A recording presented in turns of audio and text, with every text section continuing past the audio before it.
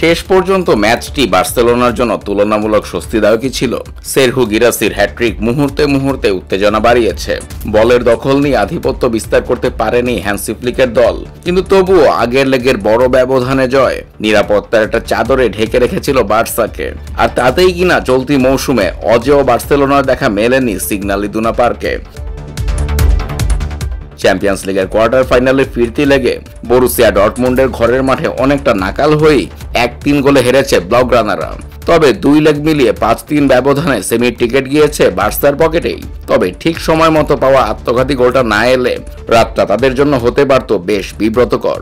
বার্সার চ্যাম্পিয়ন হওয়ার সম্ভাবনা নিয়ে কিছুটা সন্দেহের ছায়া ফেলে দিয়েছে এই ম্যাচ। তাদের হাই ব্যাকলাইন নির্ভর খেলা যে ঝুঁকিপূর্ণ এবং ডর্টমুন্ডের চেয়ে নিখুঁত কোনো দল হলে হয়তো ফাঁকগুলো আরো স্পষ্ট হতো। আসলে বার্সার ঘরের মাঠে 4-0 গোলের জয়টাই আগের সপ্তাহে ফল নির্ধারণ করে দিয়েছিল। তবুও একটা ভয় ছিল, বার্সা যদি শুরুতে গোল খেয়ে বসে, এবং সেটাই ঘটে গেল। গত 8 বছরে 2 বার 3 গোলে এগিয়ে থেকেও চ্যাম্পিয়ন্স লিগ থেকে বিদায় নিয়েছে বার্সা রোমা ও লিভারপুলের কাছে। ডর্টমুন্ড সেই পুরনো দুঃসহ স্মৃতি জাগাতে চেয়েছিল ইয়েলো ওয়ালের উন্মত্ত গর্জনে। ফরমেশন পাল্টে এদিন 3-4-2-1 নিয়ে মাঠে নামে ডর্টমুন্ড। মিডফিল্ডে বাড়তি মানুষ নিয়ে তারা দ্রুত প্রেস করে বার্সার খেলা ভেঙে দিতে থাকে, আর ফ্লিকের দলও সেভাবে সাড়া দিতে পারেনি। কারিম আদেমির গতিতে বারবার ফাটল ধরে বার্সা রক্ষণে। 9ম মিনিটে পাসকাল গ্রসকে ফাউল করেন শেজনি, পেনাল্টি থেকে গোল করেন গিরাসি। ডর্টমুন্ডের প্রেসিং আর স্টেডিয়ামের গর্জনে তখন যেন ভীতপ্রায় বার্সা।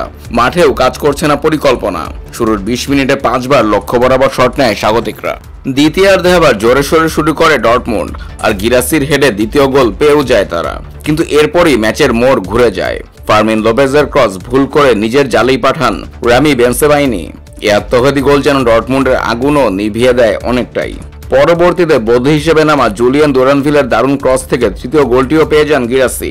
14 মিনিট বাকি থাকতে ম্যাচের স্কোর লাইন ছিল 3-1, আর 2 লেগ মিলিয়ে বার্সা তখন এগিয়ে 5-3 ব্যবধানে। এরপর জুলিয়ান ব্রান্ড গোল করলেও অফসাইডের কারণে বাতিল হয়, না হলে ম্যাচের শেষটা আরো রুদ্ধশ্বাস হতে পারত। ডর্টমুন্ড আসলে টাই উল্টে দিতে পারেনি, তবে বার্সার দুর্বলতা ঠিকই প্রকাশ করে দিয়েছে। হ্যান্সি ফ্লিকের বার্সা বরাবরের মতোই হাই ডিফেন্স লাইনে খেলে, আর প্রেসিং সামান্য ব্যর্থ হলেই রক্ষণের পেছনে বিশাল ফাঁক তৈরি হয়। এটাই তাদের বিপদ। এই মৌসুমে তারা ওসাসুনা, বেনফিকা, অ্যাথলেটিকোর বিরুদ্ধে 4টি করে গোল হজম করেছে। এই ম্যাচের আগে টানা 24 ম্যাচ অপরাজিত বার্সার এই গতিও থেমে গেছে। ইন্টার না বায়ার্ন, যেই আসুক পরবর্তী রাউন্ডে, বার্সার দুর্বল প্রেসিং আর রক্ষণের পেছনের ফাঁক দেখে নিশ্চিতভাবেই তারা সুযোগ খুঁজবে। আর চ্যাম্পিয়ন্স লিগের দ্বিতীয় লেগের ভূত বার্সাকে না খুঁজেই পারে না।